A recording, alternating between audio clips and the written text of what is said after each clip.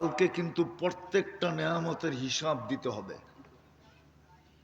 আর একটার হিসাব মিলাইয়া দেওয়ার মতো মানুষের কাছে ক্ষমতা নাই। একটা আমি আপনাদেরকে এখানে বসায় প্রমাণ দিতে পারবো, একটা নেয়ামতের হিসাব আপনি মিলাইয়া দিতে পারবেন না। আপনি যত বড় বিদ্বান হন, যত বড় ডিগ্রিদারি হন, যত বড় ব্রেনি হন, যত কম্পিউটারে আপনি মাস্টার হন, একটার মিলাইয়া দিতে পারবে না। কোনো হুজুরও মিলাইয়া দিতে পারবে না। প্রমাণ দিব। এই জন্য কোরআন বলছে ওয়া ইন তাউদ্দু নি'মা, নিয়াম বলেন নাই, নেয়ামা, একটা নেয়ামত। আল্লাহ বলছে একটা নেয়ামতের হিসাব মিলাইয়া দিতে পারবি না। দৃষ্টি শক্তি একটা নেয়ামত। কয়টা? হ্যাঁ, আজ পর্যন্ত বলতে পারবেন কতবার দেখছেন? পারবেন? কত জিনিস দেখছেন? কিন্তু আল্লাহর কাছে সুরক্ষিত আছে। ইয়ালামু খাইনাতাল আয়ুনি, আল্লাহ বলে আমাদের কাছে সুরক্ষিত আছে। তুমি কত জিনিস দেখলা, কতবার দেখলা, কিন্তু এই মজমার কেউ মিলিয়ে দিতে পারবে না, দুনিয়ার কেউ মিলিয়ে দিতে পারবে না। যদি দৈরা বসে একটা শুধু দৃষ্টিটা মিলাইয়া দাও যে তুমি কতবার দেখলে, কত জিনিস দেখলে। বলেন আপনি কয়টা ক্যামেরা দিয়া দেখেন? কয়টা চক্ষু? কয়টা? কয়টা ক্যামেরা দিয়া দেখেন বলেন? দুইটা দিয়া? দুই চোখে 26 কোটি ক্যামেরা, 26 কোটি। আপনি যখন তাকান তো সামনে কত জিনিস থাকে আপনি দেখেন। কত গাছের পাতা থাকে, কত গাছ থাকে, কত মানুষ থাকে, কত জিনিস থাকে। এই দুই চোখে ক্যাপাসিটি আছে এক দৃষ্টিতে 26 কোটি দেখতে পারে। এই জন্য আমার কথা শুরুটা ছিল এটা, চিন্তা করা উচিত। আমরা কিন্তু যাত্রী, যাত্রা কিন্তু চলমান। কখন পরিসমাপ্তি ঘটবে জানি না। সমস্ত কিছু কিন্তু গড গিফটেড। দেহটাও আল্লাহর দেওয়া, এর ভিতরে যোগ্যতাটাও আল্লাহর দেওয়া, চতুর্দিকে যা কিছু দিছেন সব আল্লাহর দেওয়া। যাত্রী কিন্তু আমরা। আজকে যদি চিন্তা না করলাম তাইলে বিবেকের পর্দা খুলবে না, আর বিবেকের পর্দা যদি না খুললো তাইলে সমাধান হবে না, আর সমাধান যদি না হইল তাহলে কালকে কিন্তু আমাকে প্রশ্নের উত্তর দিতে হবে, মিলায়া দিতে হবে। যদিও আমি পারবো না, যদিও আমি পারবো না, পারা সম্ভব না। 50,000 বৎসর পর্যন্ত সময় দেওয়া হবে। কোরআন এটাই বলে, খামসিনা আলফা সানা মিম্মা তাউদ্দুন। তোমাকে একটা হিসাব মিলায়া দেওয়ার জন্য 50,000 বৎসর দেওয়া হবে, কিন্তু সে মিলায়া দিতে পারবে না। আর আল্লাহ বলবে যখন পারবে না তখন চলো ওইদিকে। এই জন্য আমার কথা শুরুটা ছিল আমাদের ভাবা উচিত, চিন্তা করা উচিত। আমরা কিন্তু যাত্রী, যাত্রা কিন্তু চলমান। যে কোনো মুহূর্তে পরিসমাপ্তি করতে পারে। বলবেন আজকে চিন্তা করলে লাভ হবে? আমি দেখাইতেছি এই উম্মতের জন্য চিন্তায় লাভ আছে। আমি হাদিস দিতেছি, চিন্তা করতে করতে করতে করতে কারো দিলে যদি ধাক্কা দিল, আর ভিতর চোখে পানি যদি নাও আসলো, শুধু ভিতর থেকে যদি একটা আহ আসলো, আহ, হায় কি করলাম, হায় কি করলাম। যুবক যদি ভিতর থেকে এই কথা বললো, হায় যৌবন কোন কাজে লাগাইলাম। মা বোনরা যদি চিন্তা করতে করতে এই সিদ্ধান্তে পৌঁছলো যে হায় আমি নারীত্ব কোন কাজে লাগাইলাম। পুরুষ যদি চিন্তা করলো আমি পুরুষত্ব কোন কাজে লাগাইলাম। যদি ভিতর থেকে আহ আসলো, হায় তো হাদিসে কুদসি বলে আল্লাহ এই উম্মতের জন্য বলেন, ফালাম্মা তায়াক্কানতা বিল বাওয়ার ওয়া দানানতা আন্নাকা মিন আহলিন নার মানাহতু ইলাইকা রিদওয়ানি ওয়াল্লাইতু ইলাইকা গুফরানি ওয়া কুলতু লাকা লা তাহজান গফারতু লাকা দুনুবা ওয়াল আওসার ওয়া লিআজলিকা সাম্মাইতু নাফসি আল আজিজুল গফফার। এই উম্মত যদি চিন্তা করতে করতে কোন পর্বে যদি অনুতপ্ত হয় আর যদি ভিতর থেকে বলে হায় কি করলাম, আল্লাহ বলে তুমি হায় বলতে দেরি, আমি রেজার চাদর দিয়া তোমাকে ডাকতে দেরি করি না, মাগফিরাতে ডুবায়া দিতে দেরি করি না, ছুটা আইসা এই কথা বলতে দেরি করি না। চিন্তার কোনো কারণ নাই, লা তাহজান, চিন্তার কোনো কারণ নাই। গফারতু লাকা যুনুবা ওয়াল আওসার, তোর গুনাহ খাতা মাফ করে দিলাম। আর এটারও একটা কারণ আছে। বলবেন এত গুনাহ মাফ করে দিল, আল্লাহ তো আল্লাহ। আল্লাহ বলে লা তাদুররুহু যুনুব ওয়ালা তানফা, বান্দার গুনায় কোনো আল্লাহর ক্ষতি সাধিত হয় না। লা তাদুররুহু যুনুব, বান্দার গুনায় আল্লাহর কোনো ক্ষতি সাধিত হয় না। ওয়ালা তানকুসুহুল মাগফিরা, মাফ করে দিলে আল্লাহর কোনো কমে না, বরং আল্লাহর স্বভাবই হইল। নাইলে ওলামারা কোত্থেকে পড়ে? ওলামারা দোয়ার ভিতরে পড়ে, শুনা দেখেন, ইন্নাকা আফুউন কারীম তুহিব্বুল আফওয়া। আল্লাহ বলে দুনিয়াওয়ালারা শাস্তি দিয়া মজা পায়, আমি মাফ করে মজা পাই। দুনিয়াওয়ালারা শাস্তির জন্য তালাশ করে। দেখবেন সিআইডি সারাদিন খুঁজতে থাকে, বিভিন্ন সংস্থা খুঁজতে থাকে আসামি শাস্তি দেওয়ার জন্য। আল্লাহ বলে আমি ডাকতে থাকি মাফ করার জন্য।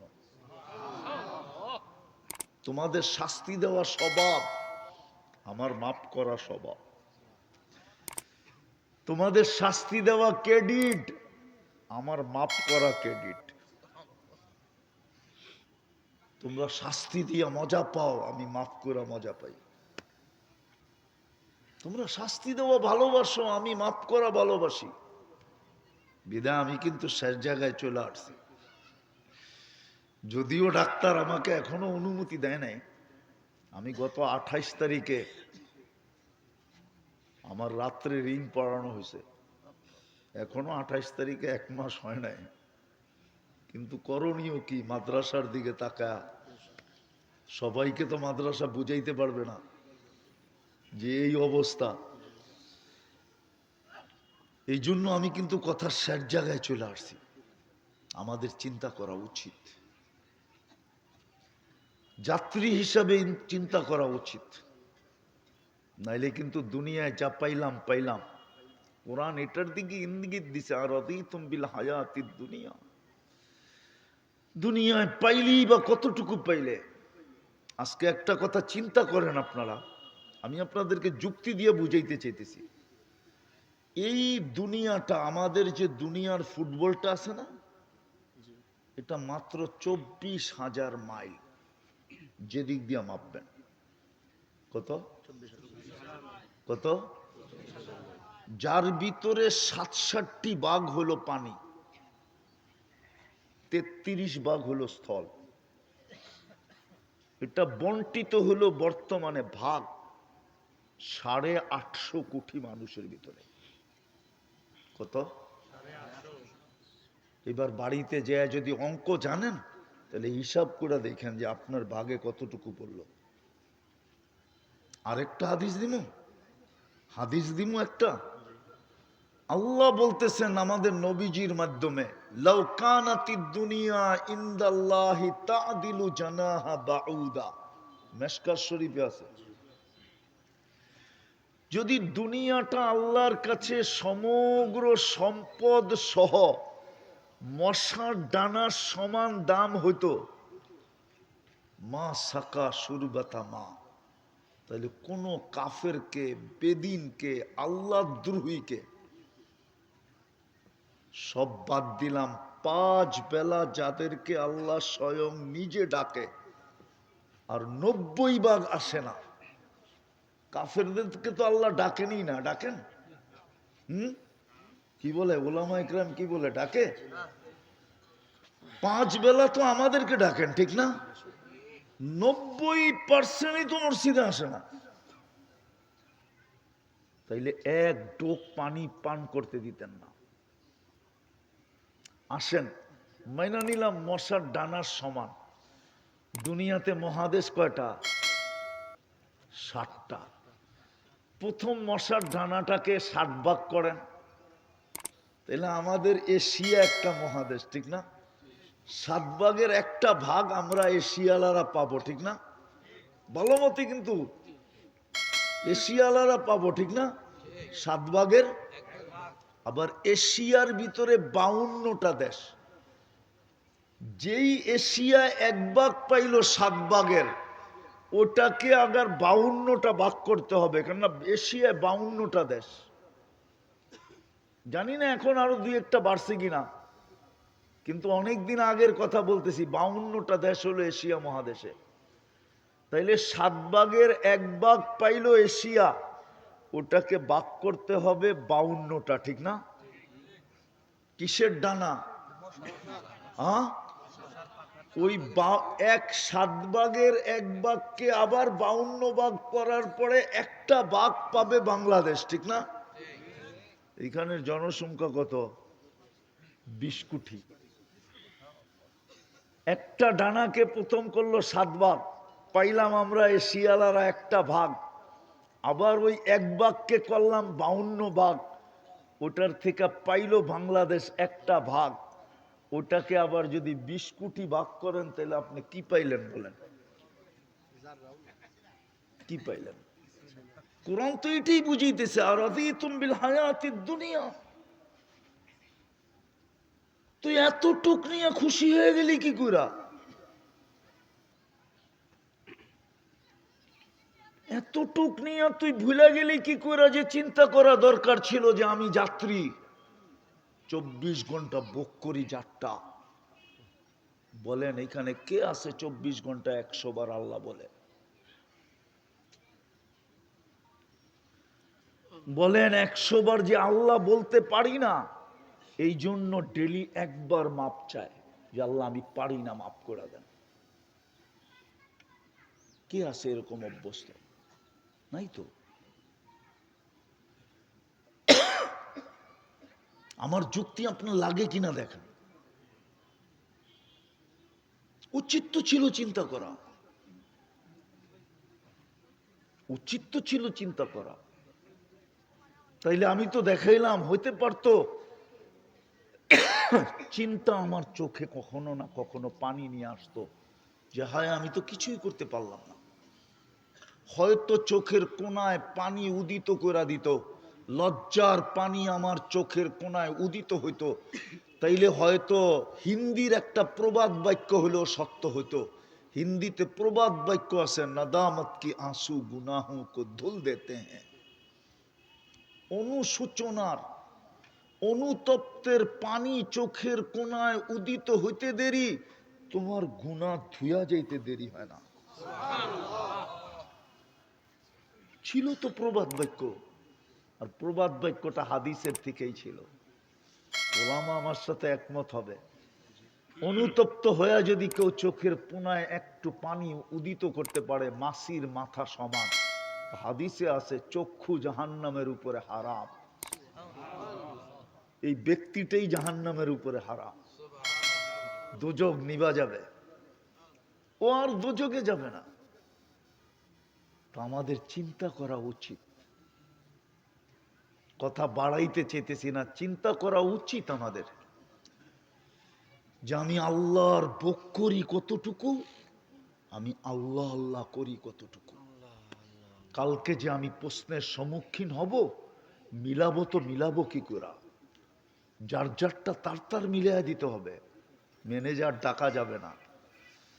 কেননা ওই দিনটা এরকমই দিন, কুল্লু মরিইম মিনহুম শানুন ইউগনি, কোরআন বলে আমরা প্রত্যেককে এরকম ব্যস্ত করে দিব যে স্বামী স্ত্রীর দিকে তাকানোর সুযোগ পাবে না, স্ত্রী স্বামীর দিকে তাকানোর সুযোগ পাবে না, ভাই ভাইয়ের দিকে তাকানোর সুযোগ পাবে না, মা বাবা সন্তানের দিকে তাকানোর সুযোগ পাবে না, আত্মীয় স্বজনের দিকে তাকানোর সুযোগ পাবে না, বন্ধু বন্ধুর দিকে তাকানোর সুযোগ পাবে না।